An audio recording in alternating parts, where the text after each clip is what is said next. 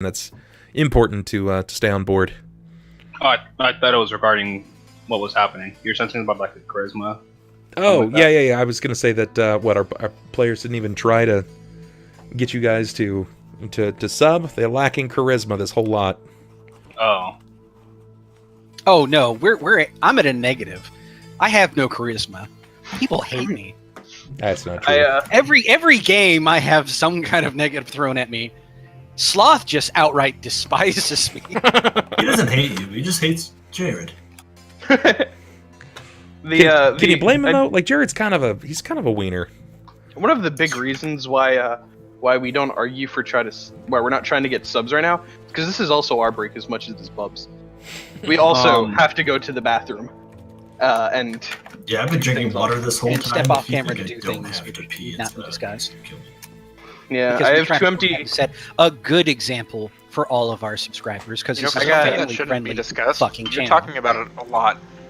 Jerrod. Yep. You failed your fortitude save. Yeah. Dick explodes. You failed your fortitude save. All right, sir. I need you to roll 2d6. Hope it's in traditional Jerrod fashion. You want to roll low here. Let's go for those nat ones. 6. Okay. At least it's only. At least it's not 12. Jerrod.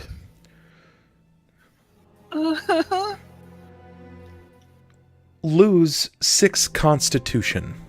That's fucking harsh. Am I seeing Sunn, Pathos, Deia, as you look over Jerrod's body, there is an immediate, abrupt splash of, his body kind of kicking outward.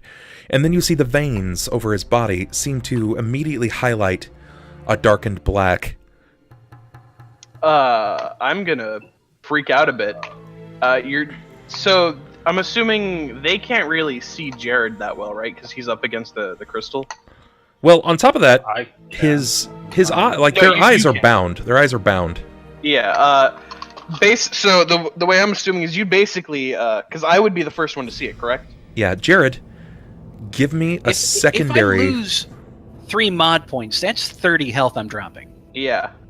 Yeah, from your max total. Jerrod, give me another fortitude save. Basically, as this would happen, the first thing you guys would be hearing would be Sunn going, no, no, no, no, no! And he'd be like, I don't want to say I want to cut him open and bleed him, because that sounds like a bad idea. So I need another fort? Yeah. Yeah. 26. Oh, that's much better. Very good. Instead of rolling d6s, sir, you get d3s. Go ahead and roll d3s, 2 of them. That's still bad. So I do this twice? Roll. Okay, so there's 1. Roll a second d3.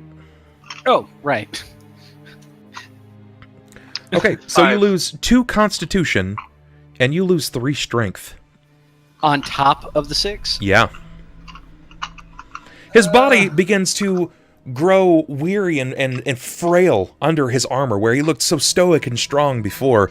Now he seems to be this almost malignant corpse with these black veins that trace over his person.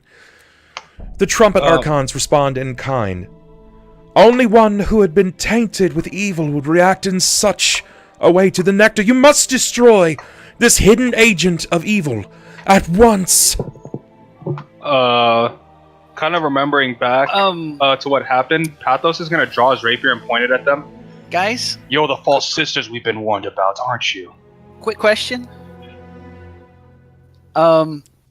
Is that con damage mean I'm immediately losing that health? It's off of your. It's off the top of your health. Yeah, your max health. Okay. Your max health. Yeah, because I'm just wondering if that would, weaken me immediately at this low point of health. Yeah, because when we left off, I'm at 4. Yeah. No, I don't think you could afford to lose 40 health. Yeah. Yeah, my healing ain't that good.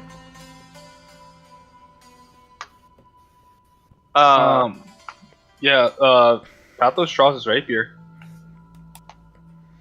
I'd go over to Jerrod and use my eye to see if I can locate any evil. If there's a pendant or something that's So, I don't know. Something His body, inside of his him. body I don't know what it is. seems to have this almost static aura of evil about it. He looks evil to you. The Trumpet Archons, in synonymous reply, also draw a blade. Theirs are flaming. You dare challenge the Trumpet Archons of Sarenrae herself? We've been given word of your ploy. You're no Archons of Sarenrae. Sunn, Deia, Klaus.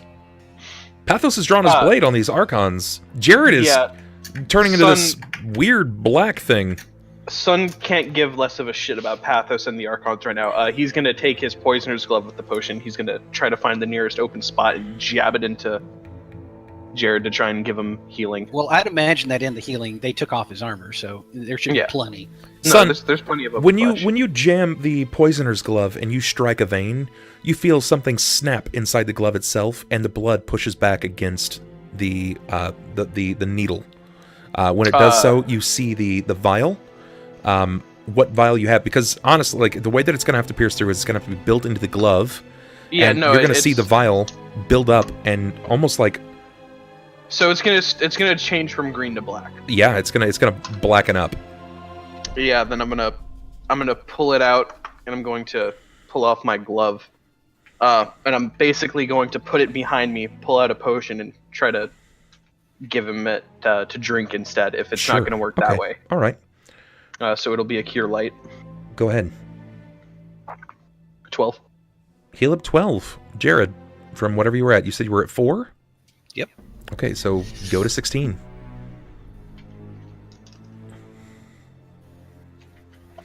So Deia. Yeah. What does this look like from your end? I'm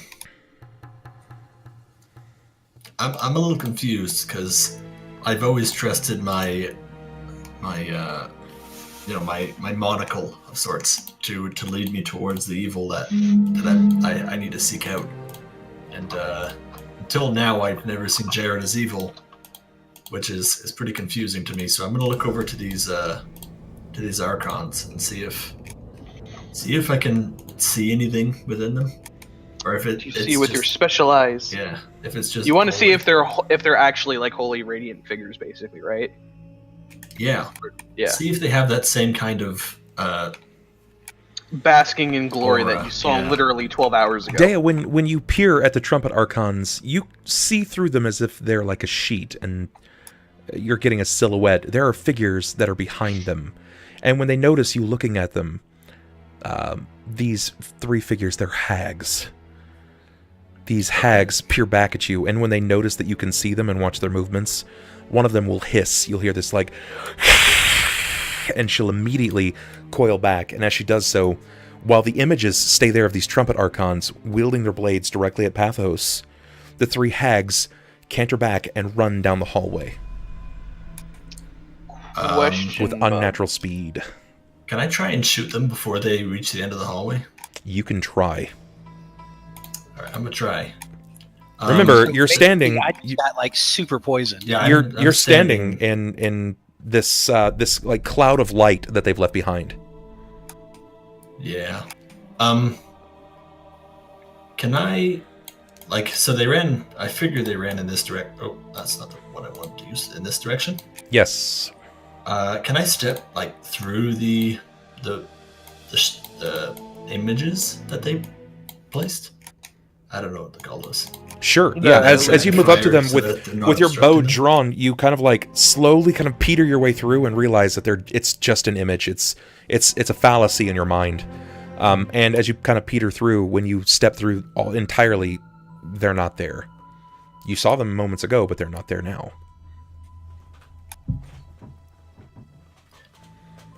Tomb of the Archon. Archon is near. Not Archon. God damn it. Alicast is near. She said to seek out Alicast in the tomb of the false sisters. These were hags. Hags in costume. Seeing that, Pathos will take his blade and he'll extend it forward with the darkness spell, the deeper darkness, to see if it like dispels the light that's around the area. Yeah, as soon as you do, it like swallows up the light around you. It seems to kind of like siphon it off of your environment. Okay, so looking at it, When you look back at Jerrod, he has been viciously poisoned. Yeah, I was gonna hopping on that. I know poisons a bit, believe it or not. Would I be able to tell based on his symptoms what kind of poison it is? That's going to be difficult, though you might be able to tell from the cups. What kind of rolls would you like then?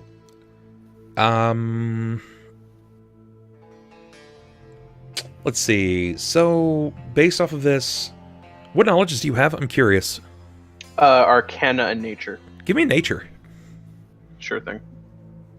he's on my taste. I'll lick it real quick, see if I can, yeah, it's definitely poison. You know, by the way, I'm dying right now. Poison. Definitely. You can tell that it's poisoned by the way that I'm dead. That's Black Mamba Venom. Oh, shit. How do I keep rolling so low? You can immediately identify that there are some spores in this makeup, because it's in the bottom of the cup where there's no like elixir in it yet. She dipped the cup in the amaranth top, this fluid, and this gets mixed in. There's a small amount of powder at the bottom, and you can identify that there's some spores. They're fungal spores that are not commonly found topside. It's not something that you would see on the surface. It's something that is more common in traders of the undercommon. Would I happen to know a way to cure the symptoms of a poison made with it? You need to find someone from the undercommon that might have an elixir of sorts, something that might be able to help. Shit. Fuck. So basically, it's one of those, you need the antidote solution. You need some kind of solution, yeah. Or you just gotta wait it out and hope he doesn't die. Unless you have a rejuvenation. Yeah, do not. Knowing that I can't help him, like, you know, cure it, I'm gonna help him try to get through it, basically. And I'm actually, hold on, I might have an item.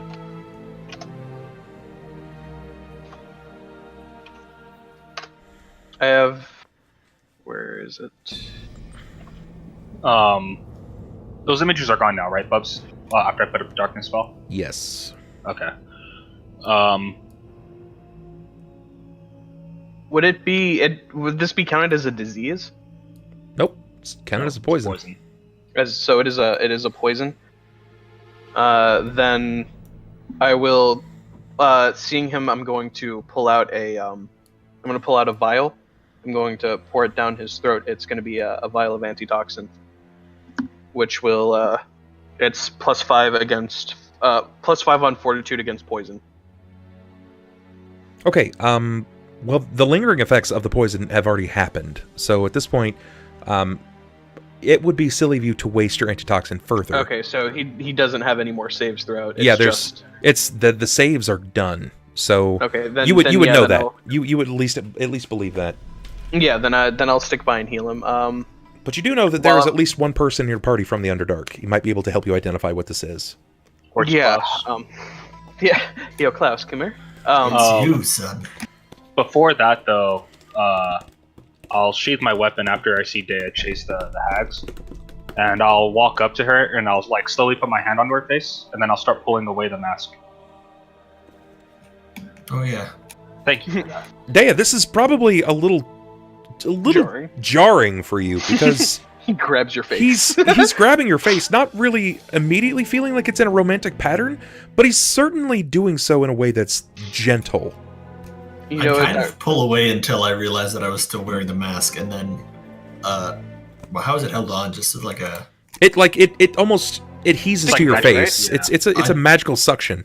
I pull my face away once you hear like the as it pulls away from your face, and you realize that your body shifts back to that of this like strong, dominant female. And he'll put the mask in his coat. Did they do you any harm?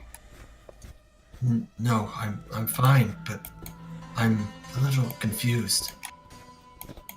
When I was standing on the other side of the apparitions, I saw hags, 3 of them, run away that were controlling this apparition. And once they saw that I could see them, they ran. And as soon as I passed through, they were gone. I'm gonna look into this further. I'm gonna go into their room, if it's okay with you. I wouldn't recommend going alone. And on top of that, we do have a friend that needs to be seen too. Give me a moment. I'll see if Sunn and Klaus will stay with Jerrod, or if Klaus will be coming with us while Klaus, Sunn attends to Jerrod. I'm gonna give you the floor. You've been silent for a little bit now. I know that you're probably getting a little sleepy, so let's give you an opportunity here to kind of flex some muscle. Push the crystal over. So, given the events that I've just witnessed transpire, I'm gonna make my way over to Deia and ask her, would you mind if I take one of those goblets from you? I would like to at least try this crystal liquid, see what exactly it can do. But I would very much not recommend that, as they're not who they say they are. These vials are like poison. I understand, but please let me attempt. I'm gonna hand him. I'm gonna hold both of them out to him because I don't know which one he wants. Nice jokes. Pick your poison, I suppose. Taking a look at both of them, I'm just at this point I'm holding out hope that whatever effect has caused me to not be able to spellcast properly has worn off, and I'm going to try to detect poison. Well, one of them, Sunn had taken. He wanted to investigate what the poison was in the bottom of it, because the one that Jerrod drank, he ingested entirely. That poison was gone. Sunn had an opportunity to look at one without amaranth elixir in it. Klaus, you would be handed the last one from Deia, and this is one that hadn't have anything in it. So, yeah, go ahead. You cast Detect Poison, and you definitely see that there is a poison, 1, that runs in the bottom of this cup, and 2, that courses through Jerrod's veins. That's fantastic. So I need to pass I believe it's a DC 20 Wisdom check to try and determine what the poison is exactly. So sure, go for it. Attempt it. Ooh, Prophet's got a good point. That would be a D1000 to cast that. I actually had it queued up, and then you just kind of went with it, so I was I was down to go along with it, but you know. I'll grant it as an additional property. Hell, you might even roll into the luck of it all. So let's find out. He rolls that full body healing. Whoa. Control F. And you're now holding golden goblets. That's true. It is a golden goblet now. The cup explodes. Oh my god. A bear falls from the ceiling. Webs. The target is covered in spider webs, complete with thousands of tiny spiders. Good thing he's not conscious. Oh right, my god. You want that wisdom check? Yeah. Okay. So in addition, you did see that it was a poison. So Jerrod is now covered in spider webs and little spiders. Oh yeah, that it goes on to say the tiny spiders that will crawl into every crevice and space and any armor. Talk about. Didn't he cast it on the goblet first? So would he just be on his hands? Cast on the goblet. So did you basically cotton candy the cup? Yeah. More or less. And then sort of, then a little bit flew on to Jerrod, basically. I'm not. No, basically all the tiny spiders hopped off and jumped into his armor. Oh man! What armor? It turned into fucking gems. No. Jerrod's armor. Jerrod doesn't have armor on, remember? Yeah, you're Yeah, naked. his clothing, Where do whatever. you guys think I am? I'm still talking to Deia. No, I know. I look. What the fuck? All right. I'm so confused. I just want to start the next session with Jerrod wondering why it feels so ticklish. God. Anyway, still like- what were Oh you- god, still like Charlotte the had idea of- babies! What were you saying Aw. to Deia? Oh, That's I was just asking for the goblet so that I could try and determine what the poison was and if it would be safe to throw it out and try to collect some of the crystal liquid. But unfortunately, I have no idea what kind of poison it is. I just know that it is, in fact, poisonous. And I have no way of washing it out. So once he covered it in spider webs, I just kind of like recoil my hand and say, keep it. I don't want it. Yes, I believe I'll do that. I'll go to grab at some of the spider webs, and I assume they will turn into gold leaf as I try to pull them out. Gold threads. Cotton candy. Oh, that'd be great. There's just a whole thing of cotton candy. You just reach in, grab, and close your hand. Gold. Pathos will kind of take the cup from you, and he'll start doing the same thing, pulling the cups off, but taking a little more care to not do much harm to the spiders. Like, he'll start, like, coiling the web around his hand. And Sure. then he'll kind of, like, place it off into a corner. He has some sort of affinity to the spiders. You guys would see this. I don't see Jack. You see the back of your eyelids. Shut up. Stop talking. If anything, the least we could do is clean this cup out, and I don't know what you want to do with the elixir, Master Klaus. Is there some idea that you had? I believe the liquid that flows through this crystal here may have some healing properties. I don't necessarily have any concrete evidence, but unless you have a better idea, I believe it's our only option. I have none to give at all.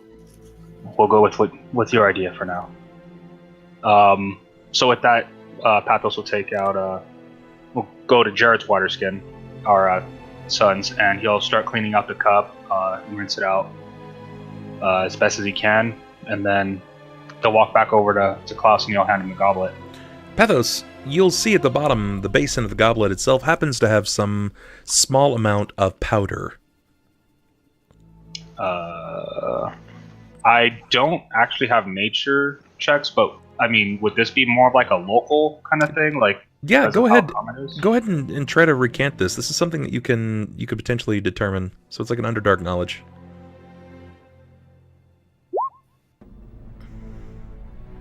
$13. You are close. I'll try to use my luck, or not my luck reroll. My You do still have your luck reroll. I'll use my inspiration. Okay. 14. You do still have your luck reroll. Yeah, I guess I can burn it on this then. 17. Good. I set the DC at 15.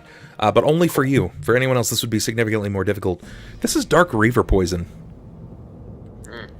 Dark Reaver immediately that sounds upon failure. DC 24. DC 24. Target takes 2d6 Constitution damage. Secondary effect.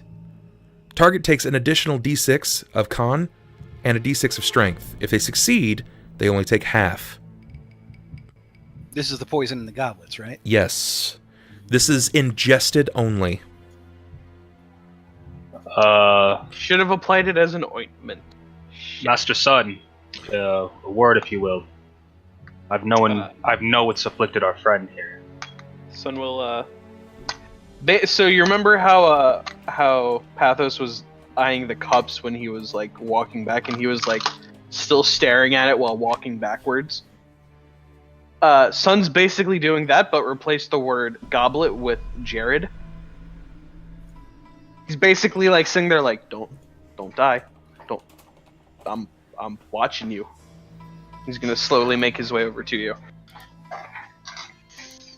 This poison, it's a rather common one, a fan favorite to the ladies of the Underdark when exercising subterfuge, typically at dinner parties or any other social gathering where weapons aren't allowed. The spores that you see at the bottom here are rather potent. They drain one's vitality in a very, very, very fast amount of time once ingested. From there, from what I remember, permanent damage to the physical from their physical structure. Their muscles deteriorate also at a rapid rate. This feels like home, actually, which is both satisfying and yet terrifying at the same time.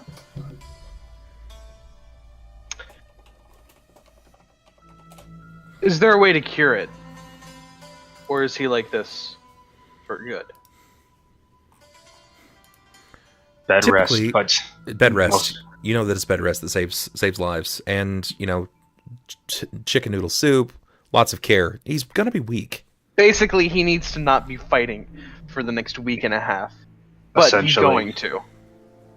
I wouldn't recommend it. Well, He's, if he fact wakes that- up, The fact that he's survived this is astonishing, to say the least. Sunn's gonna have a heavy sigh, and he's gonna turn back and he's gonna make his way back over to Jerrod. As he's walking back, he's gonna shoot them and say, "I'll stay with Jerrod if you guys want to pursue that. I'll be here." Then he's gonna somberly walk over to Jerrod and basically do bed rest, or not bed rest, caretaker. Pathos gives him a nod, and he'll walk back over to Klaus and to Deia. Master Klaus, my lady, it seems that Master Sunn is going to stay with Master Skellerang and tend to his current state. I suggest we move on for the time being. I do want to check the room the hags came from.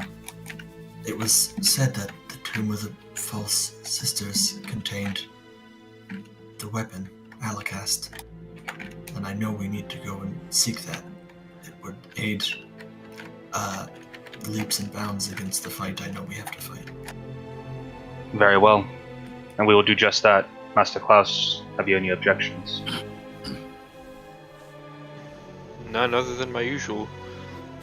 I don't believe that leaving them here is the best option, but it seems to be our only choice. True enough. I'll take lead. Be sure to watch my back, and I would suggest you be careful, my lady. Your talents here seem to be quite potent against the enemies that we're going to be facing. Would you happen to have some sort of true sight of some kind?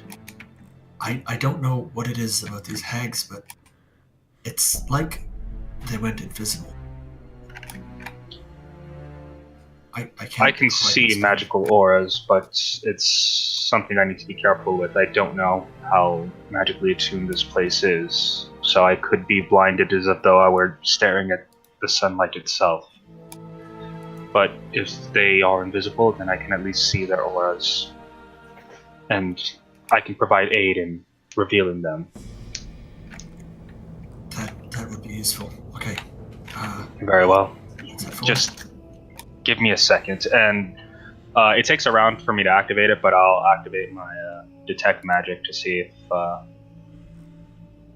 I'll turn it on and then I'll start making my way over, hoping that I'm not getting fucking blasted by different auras.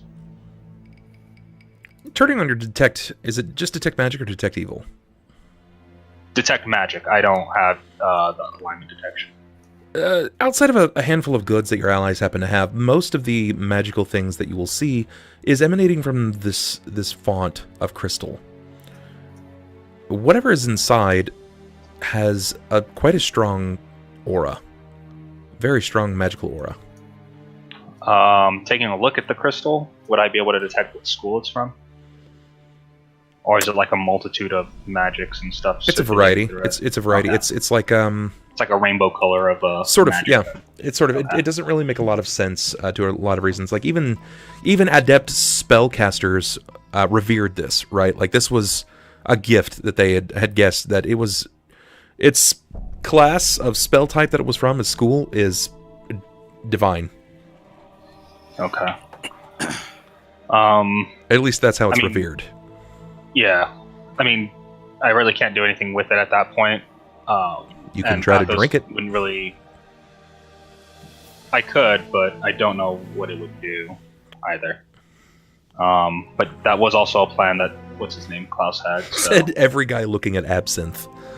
Oh yeah, you were gonna grab the goblet, right? You grabbed the goblet from me. You were gonna drink from the fountain, right? Or the crystal? I was going to attempt to, but yeah, if you wanted, if we couldn't properly clean the goblet beforehand, I wouldn't want to attempt it. yeah, I was gonna ask, was the goblet properly cleaned? I mean, it's not difficult to shake the powder out of the bottom, but it looked clean beforehand. There wasn't really a whole lot to it that made it look dirty, if that makes sense.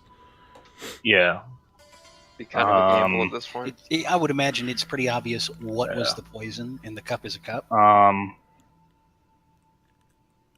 Let's see if I have anything on me that I can use. And besides which, I would imagine somebody has a cup in their pack. Well, I would.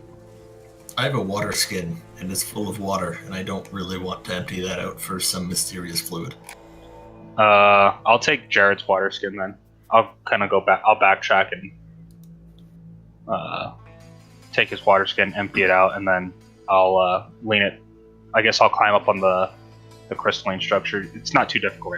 No, climb. it's not. Take my time with it. Okay. It's only like 12 feet up, and a lot of the jaggedness it comes to a point, but you can easily put your feet behind it. It's not challenging. I'll signal for Klaus to come over as well, and I'll start building the water skin. I don't usually play the hero in these situations, but should the worst happen to me, and I either lash out at you or it looks like I'm suffering, do me a favor, and then I'll hand him my dagger. Just right here. If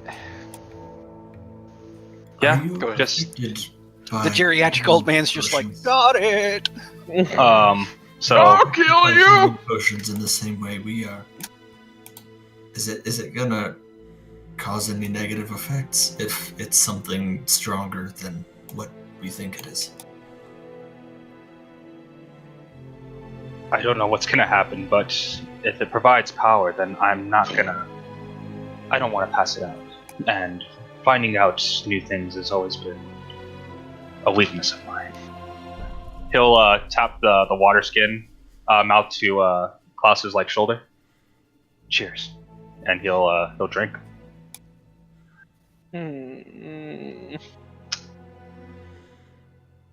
I need you to give me a fortitude save. It's more poison. Concentrated death. Yeah. Instantly your dick explodes. Nat 1. We got that reroll. I highly recommend. I've got the No, Constitution. He used his reroll. Yeah. So Well, no, don't we have a luck reroll? you have one luck reroll, and he used it already. Oh, because I'm looking at the bottom of the screen and I'm still showing that D20. Well, yeah, that's because everybody gets one, and not everybody's used their luck reroll yet. Oh, right. So yeah, what's is it the same thing that's happening to Jerrod?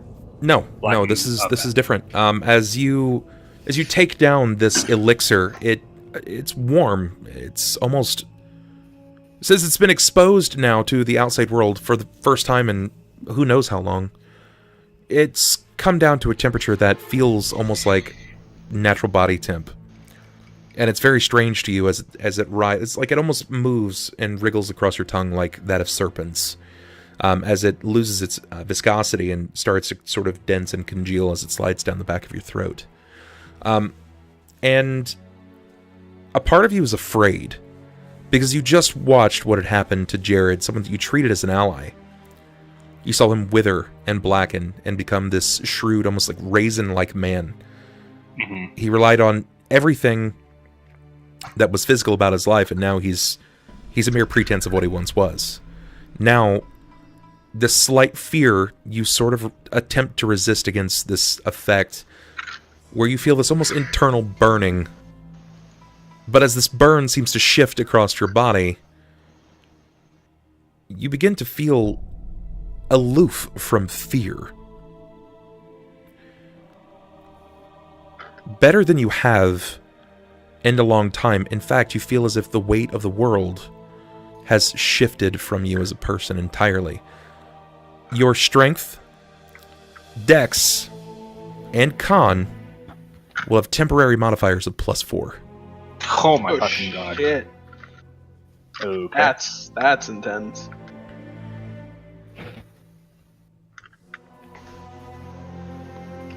You have no idea of how long it's going to last.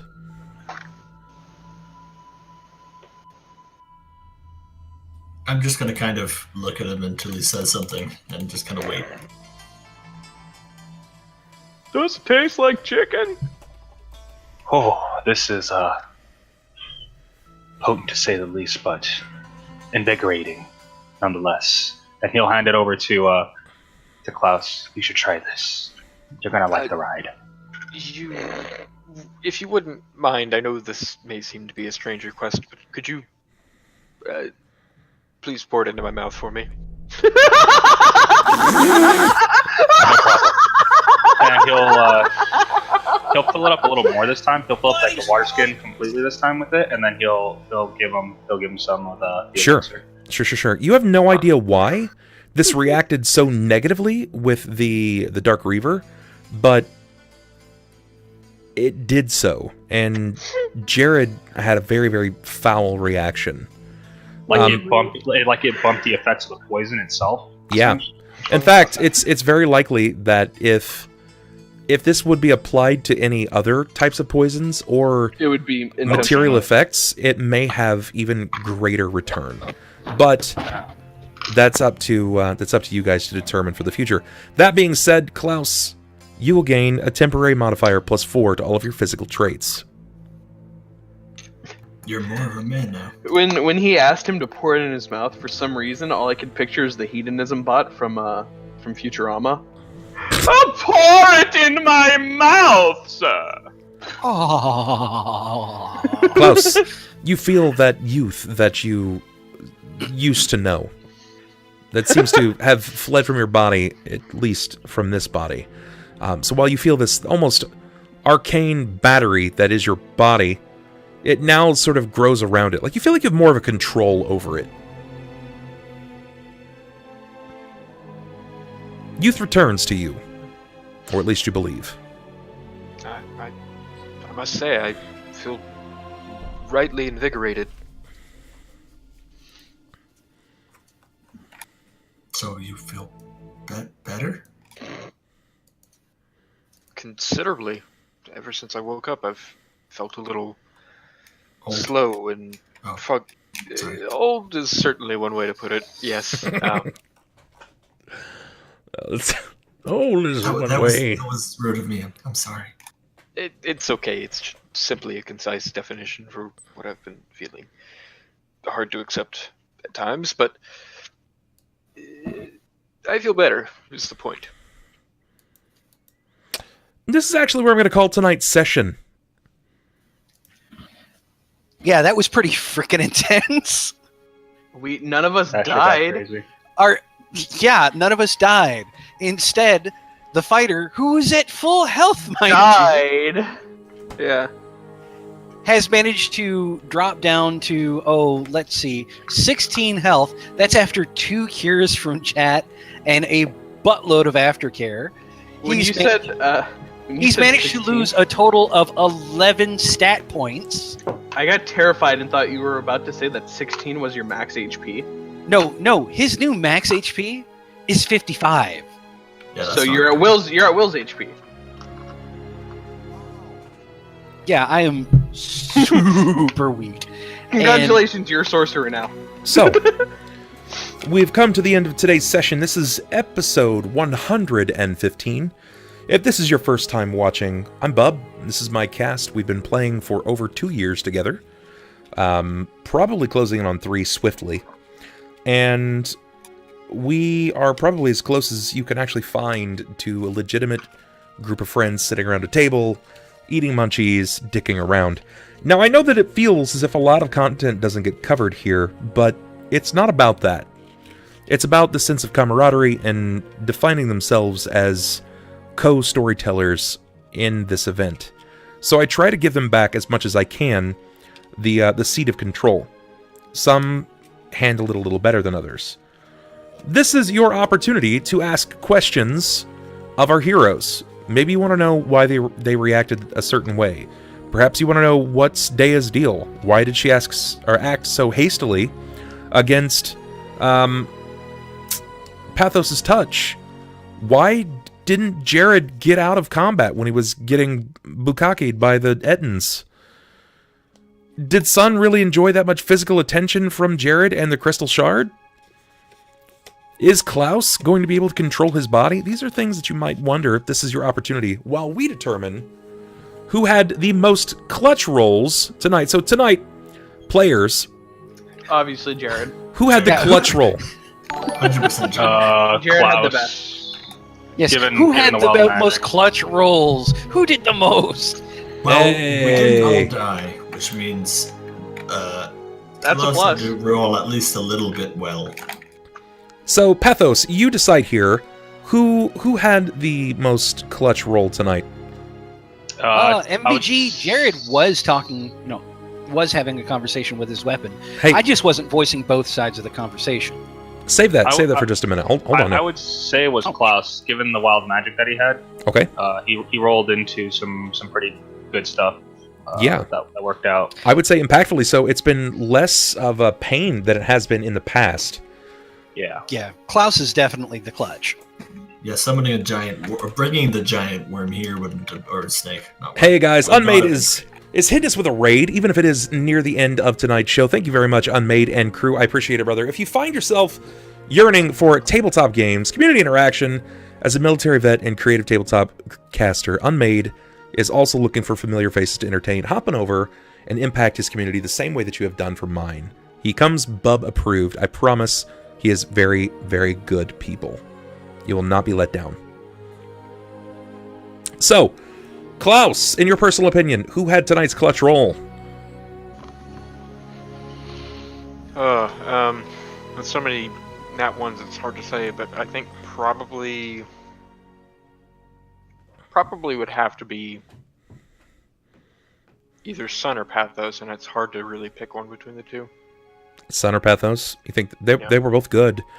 Sunn did save Jerrod's life. Pathos had some pretty clutch attacks when he finally did go in. Yeah, it's been a little nutty. Jerrod. Yes. Most clutch, hands down, was Klaus. Klaus, okay. Very good. Yeah, Deia. I mean, No, I agree that Klaus was the most clutch rolls. Sure. Sunn, your thoughts? See, I don't want to say Klaus was clutch. I can't think of any like clutch moments from tonight that weren't Jerrod rolling in that one, me Into his nat rolling in, 20s and shit. yeah, me rolling in that one. well, when like, it comes down to who was, I really think Klaus was more helpful than not. yeah, with but what he that was doesn't trying- necessarily equate to clutch. I feel, but Oh, this is your opinion, to so be- you choose. yeah, no, to be a sheep and go along with the herd, I'm gonna give it to Klaus as well. I mean, that's not really being a sheep at that point. I feel like Klaus did a good job. I mean, even at a point where he used his inspiration to turn the tides of combat, which was very good. It could have gone very poorly for you. We'll get to those questions in just a moment. Just keep them filing in, and I'll scroll up and we can go over them. Okay, so I think Klaus is going to get tonight's inspiration. Very good. You've been picked, sir. All right, so starting back at the top, Pathos. Who do you think had the best roleplay? It'd be between Deia and Sunn. Okay, Think overall tonight they had a lot of good lot of good RP. RP going back and forth. Yeah. Sure. All right, Klaus, what are your thoughts? I missed that question. What was it? Who do you think Best had the best RP tonight? Best RP. In such a combat-heavy session, it's kind of hard to say, but probably Pathos. Probably Pathos. Okay. Yeah. All right. Jerrod. I would have to go ahead and say,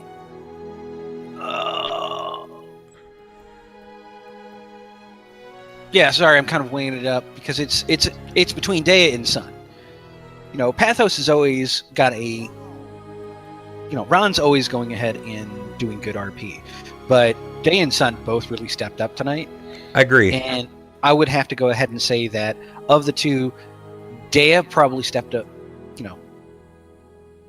the most, because Innie was giving a lot of impetus as to why his character would go ahead and chase after the hags, was keeping very focused on that, and overall was playing into the character well. Red really played into Sunn when it came to the fact that Jerrod was wounded and his motivation. So I think on this one I'm going to say Deia. Okay. Deia, your thoughts? For the reason it's, I want to go with like more along the lines of the most improved. I think the best went to Pathos, but I'd have to give it to Sunn because he stepped up this time, and like he did better this time than he did last time. Yeah. I feel like as a whole, I would be inclined to agree. Yeah, Sunn, you definitely stepped up this time. Sunn, your thoughts? Yeah, I would say that I'd like to vote for myself, if not. That sounds really narcissistic coming out loud. Me! I just want to vote for myself. I was great. I got to portray a part of Sunn's character that will not come out very often, which is when his happy and friendly guise drops, when he's in danger or when there's literal life and death on the line, and where he, like, this goes into the question they were asking about the Pyromania. Part of the reason why the Pyromania, in my mind, didn't affect him this time is because Jerrod's literally bleeding out to death, whereas if he had a need to want fire, it would still be trumped by his natural want to take care of someone who is close to him who is dying.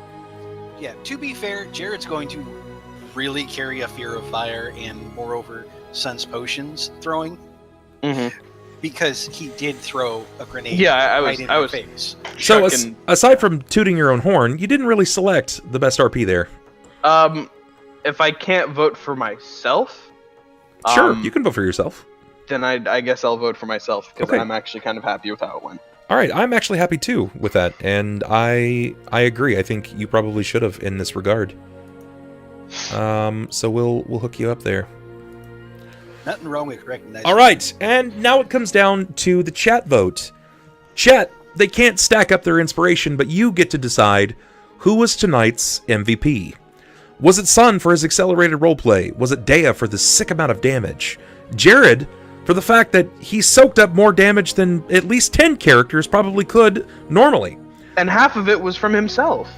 Was it Klaus and his ability to turn the tides of combat with wild magic and his ability to make things always just slightly more crazy, or his whimsical witty moments? Or perhaps was it Pathos? Oh, that's Jerrod. That is overwhelming Jerrod. I mean, I see some Jerrod. Only a little bit of Jerrod. Okay, I see a couple of Jerrod.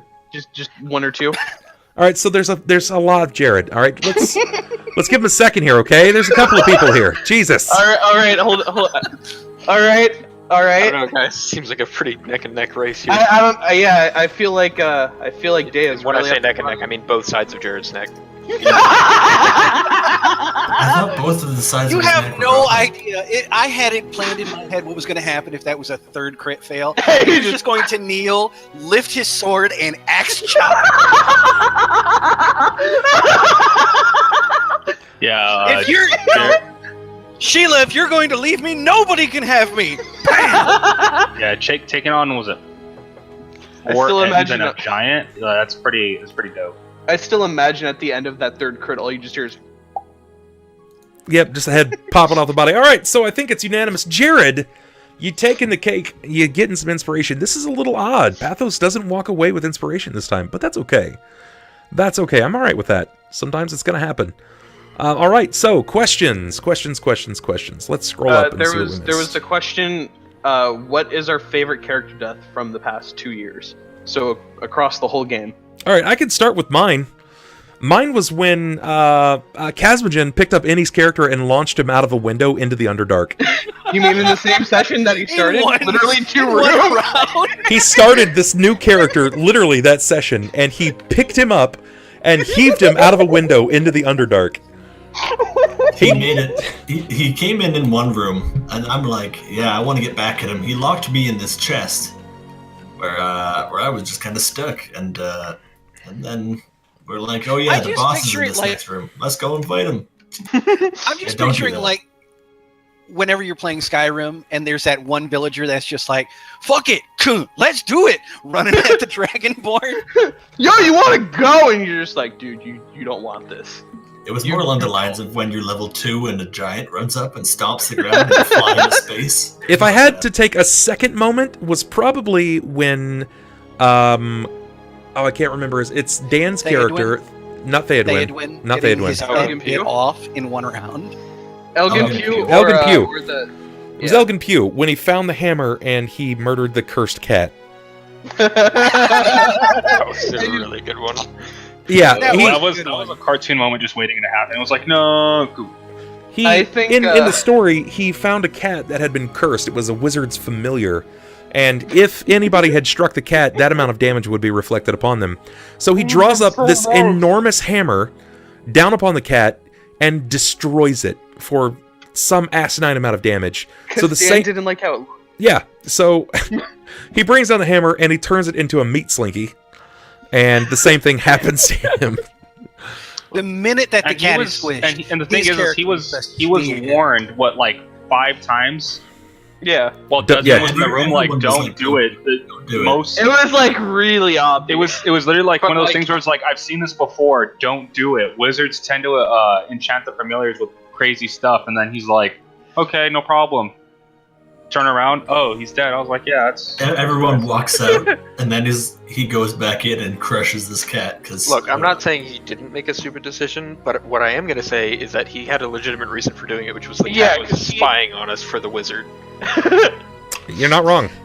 You're not wrong. I will say one of my other favorites has to be, God, I have. I'm trying to remember my old character's name, the Indian Fareed. Fareed. Fareed.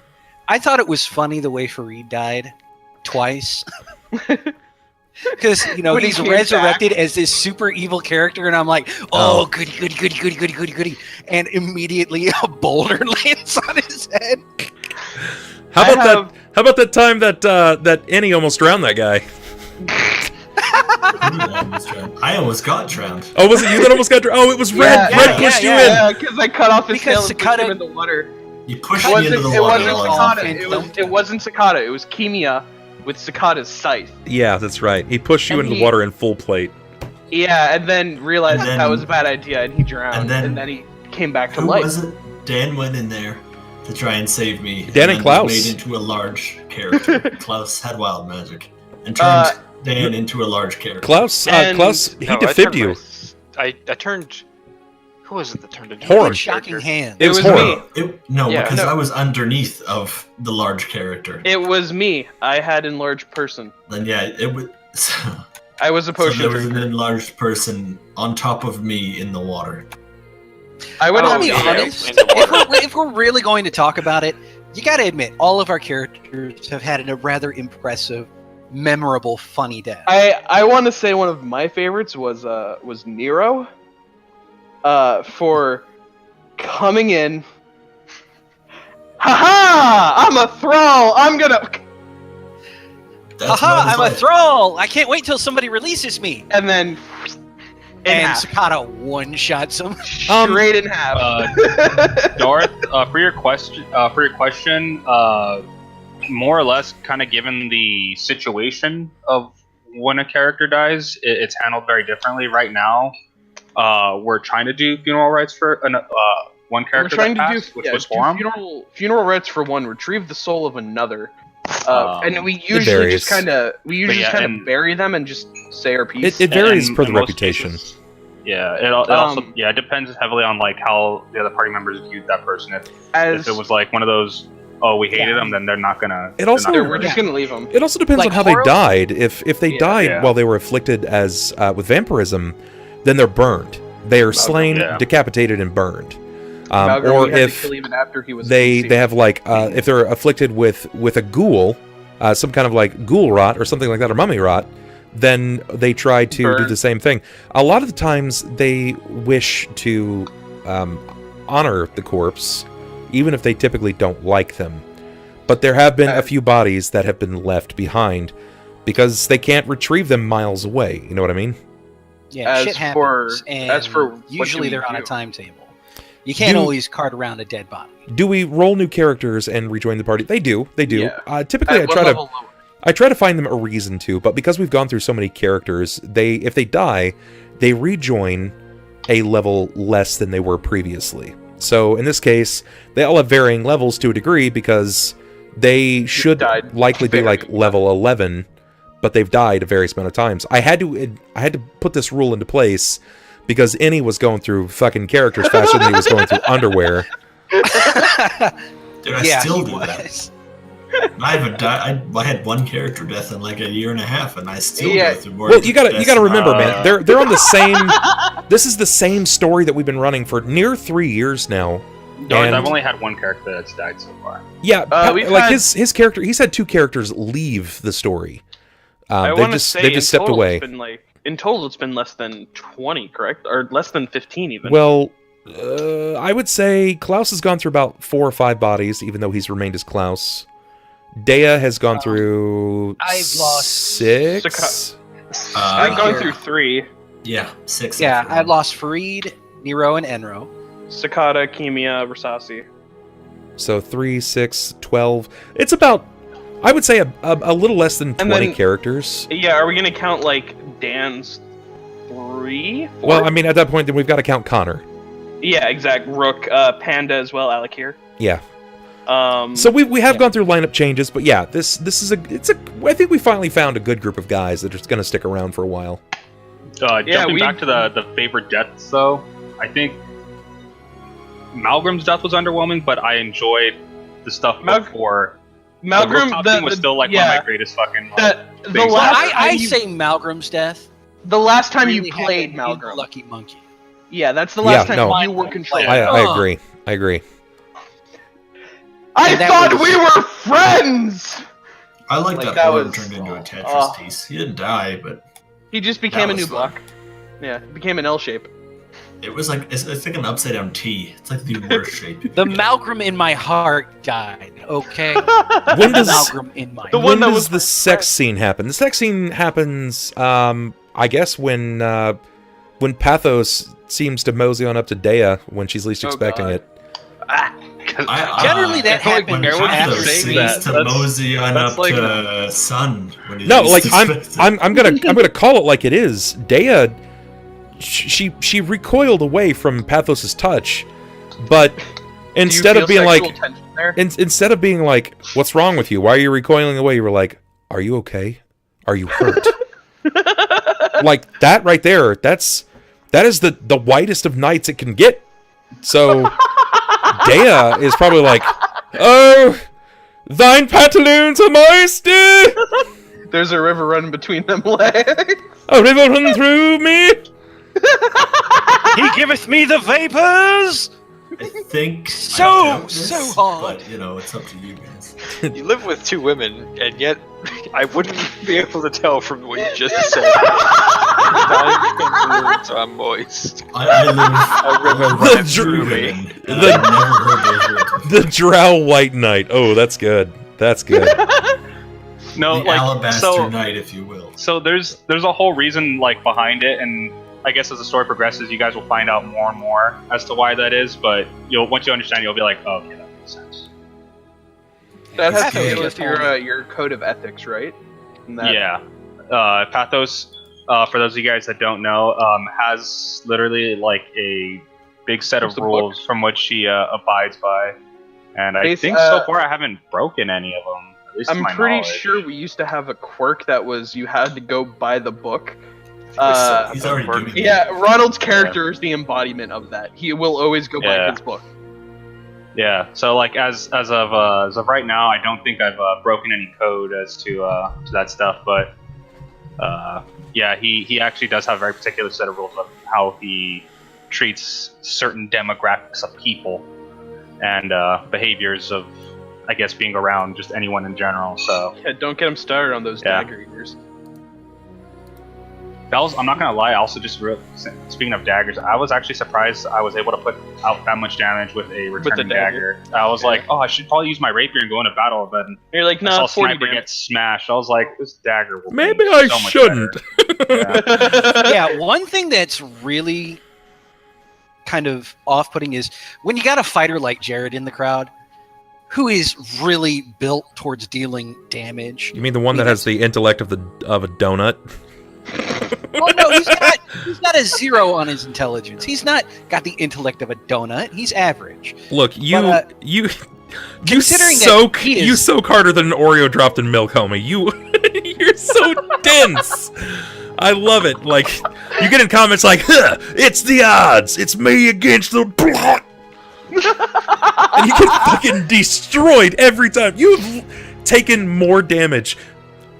Multiply the amount of characters we've gone through collectively. And the amount of damage. Your damage pool is probably more than the entire hit point pool of most of our Or characters. party, yeah. Oh, no question. No Of our dead question. characters, at Jerrod, least. Jerrod has no luck at all, save for the fact that He's a meat shield. Me live. Yeah. I just But, realized my actual favorite character death wasn't even in this game. It was when Valmar watched the TPK happen in the Whispers game. I think that was probably the greatest. Get the thing fuck out of here. We're talking about this game, damn it. But no, Horror's one death thing to was keep so in mind, though, especially like when other characters are dealing damage, when Jerrod's in the party and he's a character built to deal damage, it really isn't fair to compare anybody against that damage. When it comes down to it, Deia is the more effective character. She can deal massive damage against evil creatures. She can go ahead and heal, much more multifaceted, much more functional. Oh wait, you mean a paladin doing paladin things? That sounds Darth actually has a pretty good question. He says, "What's the biggest change you made in your roleplay or gameplay? Wait, or before game mastery that- since you first started?" Before that, someone asked, who has higher intel between Cicada or Jerrod? Cicada. Was it? Cicada had a higher intelligence stat. Yeah, I think Yeah. that's right. Okay. Yeah, because, Um, you know, Red had some cheap ass I fucking rolls. always roll well. I've yet Well- to roll a character not well. In- Yeah, keep saying that. See how that works out for you. In my experience, since I've started DMing, particularly for this group has been very challenging for a lot of reasons. First and foremost, they grill me the moment I make a mistake or I say something wrong. It is the worst amount of sheer heckling that I've ever experienced. Period. It doesn't matter if, like, these were the best men at my weddings, like, you fucking said poop instead of poor. It's horrible. So And I've we're learned. that bad with him in person, too. I've learned. Yeah. See, there was that moment there. I could grill you, but I'm not gonna do it. I've learned a great deal of patience. I've also learned that no matter what I plan, they really will find a way to fuck it up. And that's always said, right? Like that's a rule of thumb. Don't plan too much because your players are gonna find a way to mess it up. And that's not wrong, right? Like that's not wrong in this scenario. But you also can't handhold. Don't be afraid to pad stats or change things or give them, like, plot armor. But if they're gonna stand in front of a train, you fucking hit them with the train. Right. If they're gonna be stupid, let them be stupid. They have to learn from their mistakes. And if they see that you're going to have a limp wrist in this, and that you're not going to follow through on your remarks and your actions, you have to follow through and punish them. Don't be out to ruin anybody's fun, you know what I mean? But don't cater to them being chaotic stupid, if that makes sense. I had a character. You know, it's Play funny. it fair It's is funny what I always call it. when you Just say play it- when you say that about, like, chaotic stupid. It's, I think a lot of new players always go with the chaotic, like, evil, neutral, whatever it is. Because it's like, oh, I can do anything, and then like to me, that's where chaotic stupid got derived from. Like, my character, my very first character, Aramis, was chaotic stupid when he was supposed to be chaotic evil. And the more, like, I started, like, playing D&D, the better I would say the better I got at role playing and kind of discovering what that character was and kind of like ideologies that you could take into a game for a character, then it was more that it shifted down to lawful evil, and then from there it was like, well, I think he's more true neutral than anything else, and then it kind of stepped up to he's chaotic neutral. Also, another tip I would say is don't be afraid to tell your players that they're acting with meta knowledge.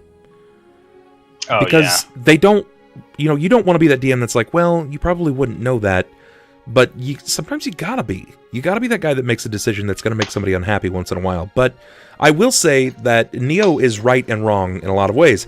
It is not the DM's job to instill fear and tempt death. That's if you play Call of Cthulhu. That is the player's job. It's for them to tempt death. It is for them to instill fear. It is the Dungeon Master's job to make sure that everybody's having a good time. And if some person's not having a good time, you've got to figure out how to make them have a good time. And if they just can't, then have them roll a new character. If it doesn't stop there, then maybe they're just not right for you. Not all gloves fit in this scenario. It's not an all size fits here. You're bound to find DMs that you just like better than others. You're bound to find players that you play with better than others. And I will say this, to Bub's credit, he definitely caters to all of us individually as players.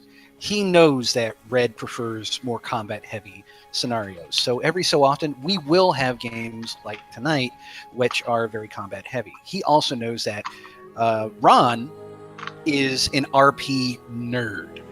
So there are going to be lots of sessions where there's going to be a lot of interaction between characters. We may not even do a roll the entire night. Right. So he will work towards the entire ends of the spectrum, and the best thing he does is world builds. He breathes life into every NPC we run across, every area we go to. So Bub is definitely one of the capital examples of a DM. Thank you. Thank you. That might be one of the nicest things you've ever said to me. Whenever you say something important. Wait for it. Thanks, asshole. Yeah. The thing I guess I'd say I've learned, I'm bad at noticing self-change. You've definitely gotten more RP heavy, though. I mean, see, but I've changed things because there was times in the first session, way back when in Sunless Citadel when I was playing a paladin, where when I talked, I even squared my shoulders and got like into it. You know what I'll say is you've learned to roll with the punches a bit more. Back then, in the Sunless days, you used to bitch so much about everyone. I'm poisoned. I'm turning into a girl. Life sucks dick. La, la, la. And now you're just like, that fucking blows. Can I fix this? How can I fix this? The thing I was gonna say that I've learned from D&D is you have to be able to roll with it, even as both a DM and a player. Mm-hmm. As a player, you have little control over the situation because the DM's word is the DM's word. Right. The DM has to deal with the players fucking not doing anything that they've planned that night at all. That's players accurate. have to deal with what the DM decides. Hey, this has happened. This is how it goes. You cannot debate this, and you have to be like, "You're right. You're right." In all honesty, though, like, I prefer some of like the bad stuff to happen, or like some of the negative effects. Like, I don't know if you guys notice, like when I'm playing sometimes, like we're always like ask Bum, like, hey, is it daylight outside? Is this shit like as bright as you say it is? It's because like I want to make my character, like, I know he's a drow, but I want to make him be more human than what he is. It's not like, it's not something that's brought up. I'm like, oh cool, I don't take that -1 to fucking my hit. It was no the same sun. thing. There's like sunlight, but he's not saying anything. It's like, no, like you notice that he's wincing, like he can't stare directly into the bright light, or like, right, like I said, my character's sick. You're role playing into it. Yeah, and to me that's that's more fun. Like, you're like, your character is a hero, a villain, whatever you want him to be, but ultimately, like, your character is not immortal unless obviously your DM fucks up somehow. Yeah, every character is extremely mortal. Yeah, like things happen. Like, you stub your toe in real life, you're just all like, no, fucking no one mentioned it, so I'm not acting like it hurts. Like, yeah, you stub your toe, like fucking say ow, grab your toe, you know. That's how I walk through my house. If I like hit something, I'm just that hurt. Oh yeah. And Wizard, as far as what I specialize in for this game, fucking shit up. That is 100% what Jerrod is built for. He is built for combat. You're also pretty I built-in honestly, no, dude. device. Honestly, I would say because of your class, you also have a really good RP standpoint when it's like when we have Well, like our that's- one-on-one that's- talks.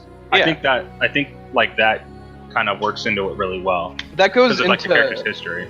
that goes into what Bub is Well, always. as said far about as my fighters. character, as far as the character build, the specialization, he is a fighter. He is the epitome of a fighter. He is a fuck shit up character. That is his main intention and purpose. But as far as my specialty, as far as the role play is concerned, You're a plot point. I'm related to one of the major plot points in the game, and You are one you are could a even blip on say a I'm on the a plot. linchpin in some time, in some periods, to why we are still working towards saving Cauldron. Klaus, while he was down, and was just a light buzz. I think it would have been real bad if Jerrod had suddenly died and nobody knew why the hell he was there in the first place. Mm-hmm. Austin, you got cut off by us at one point. You were saying something. Man, I wish I could remember that far back. It was like 2 seconds ago. Dude. He That's- wishes he could oof. remember that far back. Yeah, Alrighty. man. Oh, man, I'd be making strides in life if I had that kind of memory. All right, well, I think that's really it. Unless there are any last questions, guys, get them in now because If you face the true challenges for what they are and overcome them as a group, the journey through it in glory of victory is a high worth pushing for. It is like- true. yeah. Whenever we actually have a really successful session, we're all really pumped after the game. definitely. Yeah, you guys would want to be a fly on the wall after our games because even I generally have after fun. we're off stream, we'll have 15 or 20 minutes where we'll go ahead and talk as a group and Yeah. talk about how you fucked us. To be honest, it basically sounds like what we sound like on stream, with a lot more cursing and a lot more awful jokes. And a lot It's- more hatred it's- for Chad. Yeah, Wild but bitching. it's Wild base. Wild bitching. Every session. Otherwise, it's basically the same. Like we don't Right we on don't have both. like a.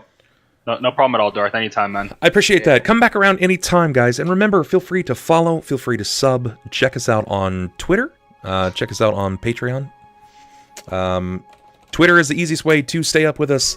Discord is also a great hangout place where most of the community hangs out. Typically, we have calls there at variety times of the day. It's totally various. I can't really say for sure, but there's usually always someone around. If you at a night, which is our mods, someone will get back with you for sure. Subbing is a great way to support the stream. Patreon is my paycheck, as much as I love to say it. Subbing is a great way to send more to keeping the stream, I guess, afloat, but Patreon is a way for me to make sure that I pay my student loans, cover my bills, make sure there's food on the table, the whole shebang, you know what I mean? It's a way for me to keep the dream alive, keep the stream alive, and if you support there, I love you forever. Also, once a month, we put on a 24-hour Patreon Days, Patreon Plays stream, where you guys get to pick what games out of my library I have, and I'll play them for your entertainment. There's lots of group games. I'm very, very close to 800 games in my Steam library at this point, and I'll play with anybody, any time of the day. It could be golf with friends. It could be Helldivers. You name it. I probably have it, and I'm down to play it. I I have would a point decent out- question. What's Oh, up? And You go. yeah, I was going to say I would also point out that Discord is a great way of going ahead and staying in communication with the community. One thing to keep in mind is that Bub is very community conscious. He wants to make a real community of friends. So if you ever want to, say, have the chance to go ahead and talk to Bub, because of Discord's server abilities, there's going to be times when he's not streaming, he just wants to play some games and dick around with people. Mhm. That's a great chance to go ahead and talk to him, get yourself known. Keep in mind that all 5 of us, we're all just people from chat. We were invited to go ahead and play the games. If you're interested in playing with Bub in or out of stream, that's the best way to go ahead and do it. It's true. I would say I cherry-picked, but I guess that might be the wrong terminology for this group of people. No, you cherry popped. It's dingleberry picking. Ah, yes. Good old dingleberry picking. The question I was gonna ask, why do you guys think, out of... I know multiple groups of people who play D&D that last for a few sessions, maybe a few weeks. 2 years, almost 3 years, that's a big amount for a group. Why do you guys think we've been able to make it this long? Why? Like, are you asking to chat, or are you asking your fellow players? Open question. Personally speaking, I'm going to say it's because A, Bub does a good job of varying the play and catering to the players, and B, we just have some pretty good chemistry. I mean, as much as we dick around with each other, you know, joking about Uncle Touchy and shit like that, we all tend to have a pretty thick skin, and we know that it's all in fun. It's in play. Yeah. Genuinely, we know that we like each other. That's true. I feel like that couldn't have been said a better way. We do. We've got very good chemistry. We play well together. Even if we don't play well all the time together, overall, it's a very healthy mix. Plus, I would say that it's likely because the content remains entertaining.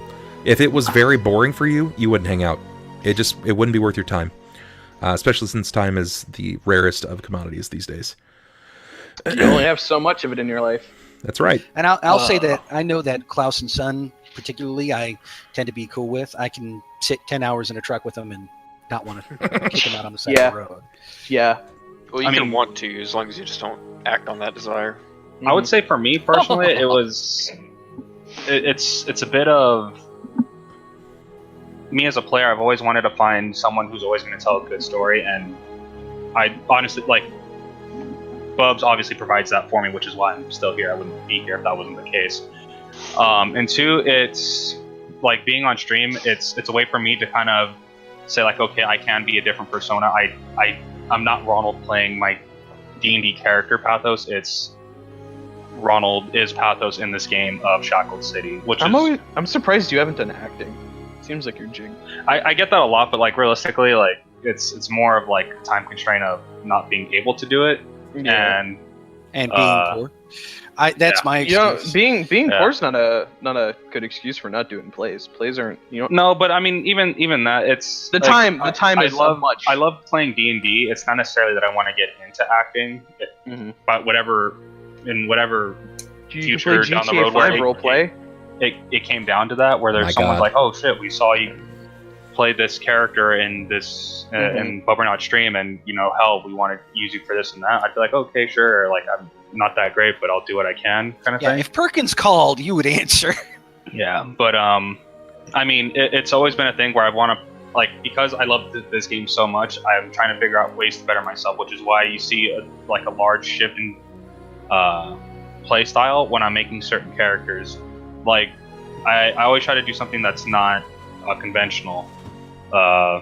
Like my Goblinoid characters, for instance. Like, I've never done that before, and in some cases it's like a slight shift in like pitch of my voice, but it's always something I wanted to try, and it kind of helps me break out of my shell of like being nervous to talk to people and stuff like that. Also, just like being internet famous. I wanted to point out that in Discord right now, there are a couple of channels near the bottom. Just past Streamed In, you should see something that says Tabletop Gaming. There are 2 or 3 text areas called the Tavern, the Guild, and the Wilds. These will be areas that you can actually do live roleplay in, and very soon I will be initiating live real-time quests that players can participate in, and depending upon their success or their failures, it may directly or inadvertently impact a live and living tabletop game that will be coming to stream. So, if you want to make an impact in a very different way, and you want to test your might and your mettle at tabletop role-playing, pen and paper style, we have a Discord bot that will roll for you, and you can jump in on the action. I believe so far it can store character sheets, and it can do lots of really awesome things, but again, that would be in the Tavern, the Guild, and the Wilds. If you pay close attention, guild jobs will be going up soon, and you guys will be able to see lots of fun stuff. That being said, I'm going to go ahead and set us up for a raid. We're going to raid on over to a good friend of mine and a caster that I'll be working with in the very near future, like the next 3 or 4 weeks. Her name is Lily Vanilli. She's going to be joining us as a gnome. I can't really give too much away. If I give too much away, then, well, that just wouldn't be fair. And I want you guys to see it live. That will be coming to stream on Thursdays. Wednesdays, we've got Shackled City. We meet every Wednesday. Thursdays, very soon, Carrying Crown. Fridays, we have Dragon's Demand. There will be nothing happening this Friday. I'm not even going to be in town. I'm leaving the city, going out somewhere with my lovely, and we're going to relax and get the fuck away from life for a little bit. Also, Canto Crusades will be making a return to stream. Tuesday nights, we have Blades in the Dark that I'm starring in over on Panic's channel. There's a direct host over there. So we're going to raid on over to Lily now. Go ahead and copy that Bub Love Bomb, and we're going to share that over in Lily's stream. Copy it up. And once we go live there, you guys can share that. Thank you guys again for absolutely everything. I love your face. It's been a lot of fun tonight. I've enjoyed this all the way through. Stay safe, stay nerdy, and I'll catch you cats tomorrow, okay? Thanks again, guys, for absolutely everything. Peace. We're out of here.